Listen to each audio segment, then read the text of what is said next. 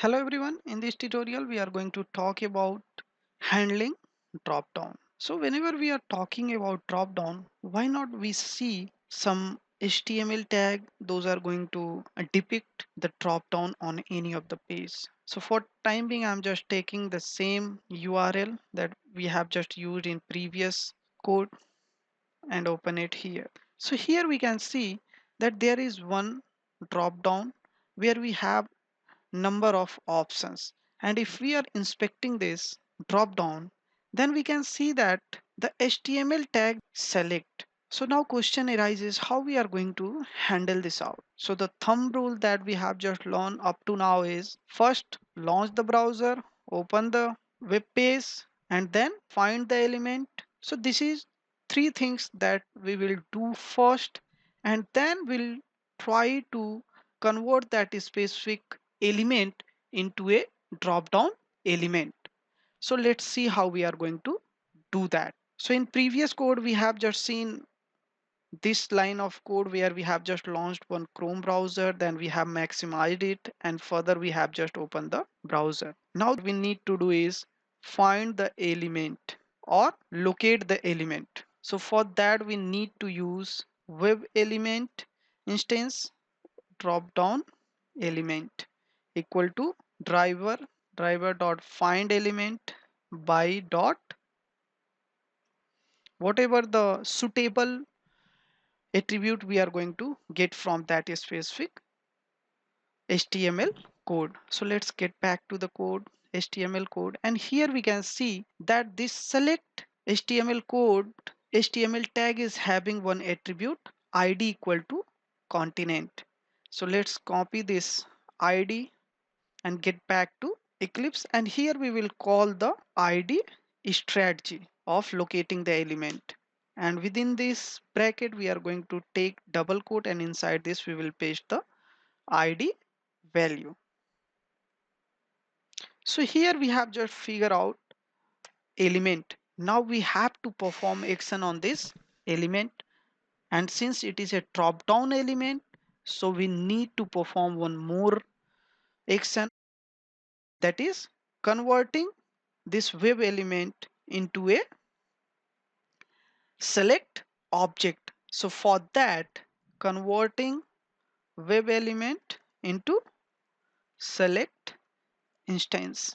So for that we need to call select, suppose let's take drop down equal to new select, sorry, new select, and here we can see that this select constructor is going to take web element instance. It means whatever the instance we have just created for this web element, we need to pass this as a argument. So let's copy it and paste it here.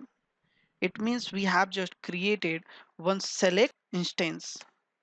Now we have freedom to perform action with this drop down, means we have just figure out the drop down object. Now we have multiple options, drop down dot select. Now we are just going to select various options provided in this drop down.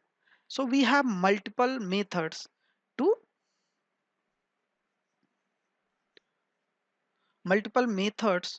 to select this drop down. So for that we can just use either select by index, select by value, or select by visible text. So these are three methods provided to select any of the option into the drop down. So for time being we are going to take select by visible text. So hit enter, and suppose we are just trying to select, let me copy Europe, so paste it here within double quote and save it. So execute this code,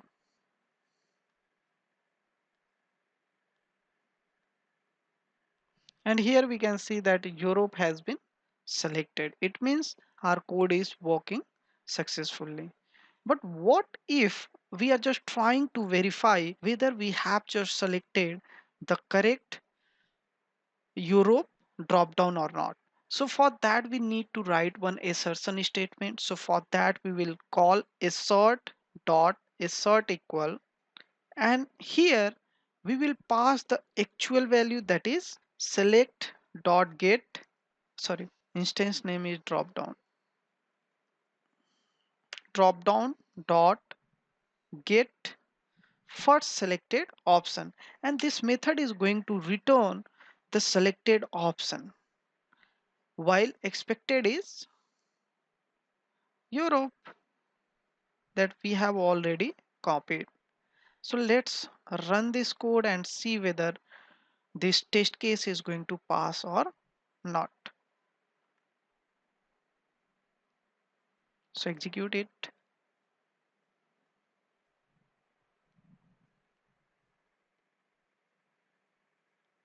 So here we can see that Europe has been selected, but in our test case, let's check whether this test case has been passed or not. Okay, so here we can see that this assertion has been failed, but we haven't tried to understand why it is failing. So let's get back to this code. And here, if we are going to see the instance that is being returned by this get first selected option, so this method is going to return the option only. It is not going to return the text, and for that we need to call get text, and this method is going to convert that option instance into a text. And now if we are going to save it and run it, then we'll see that this test case is going to pass.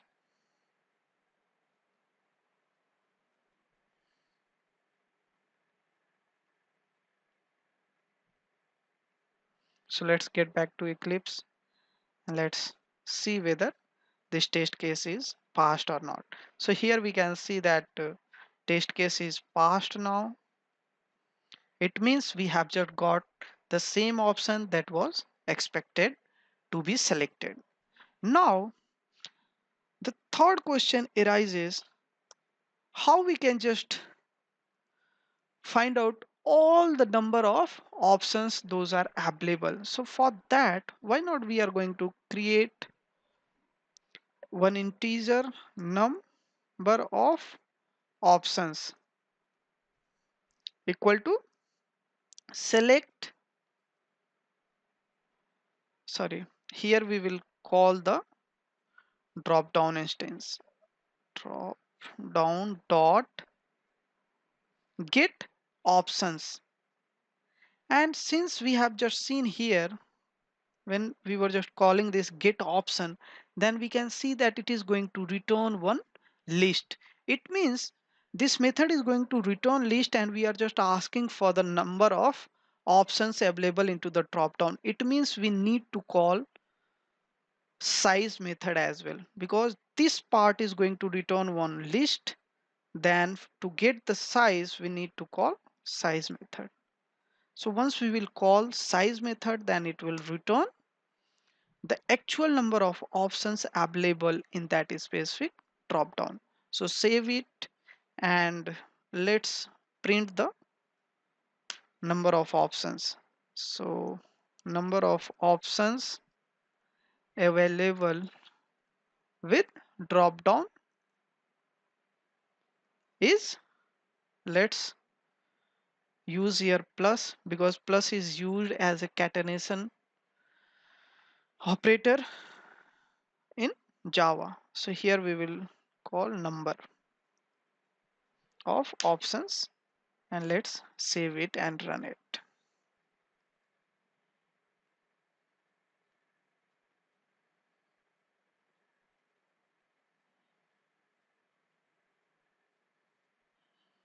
So here we can see that we are getting one result, that is 7 options are available in drop down.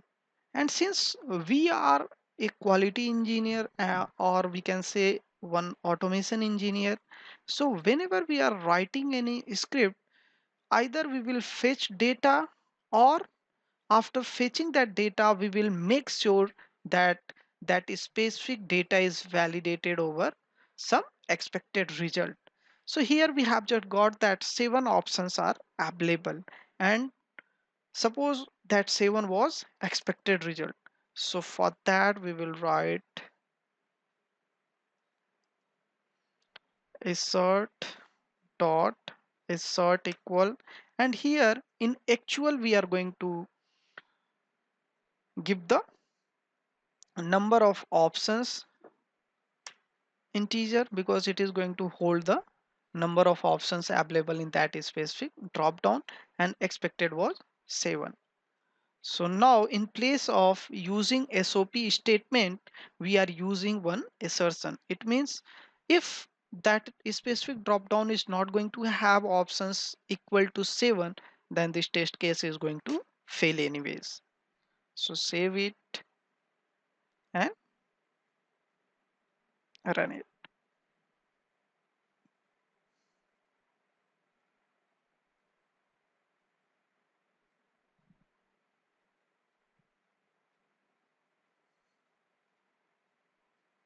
And if we are getting back to this Eclipse, then we can see that test case is passed.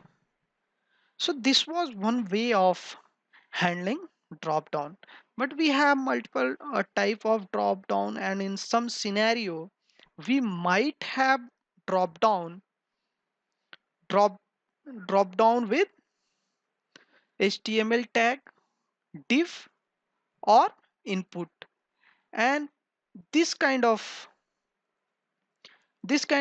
drop down are known as bootstrap drop down. So in coming lecture we will figure out some time to handle such kind of drop downs. So thanks for watching.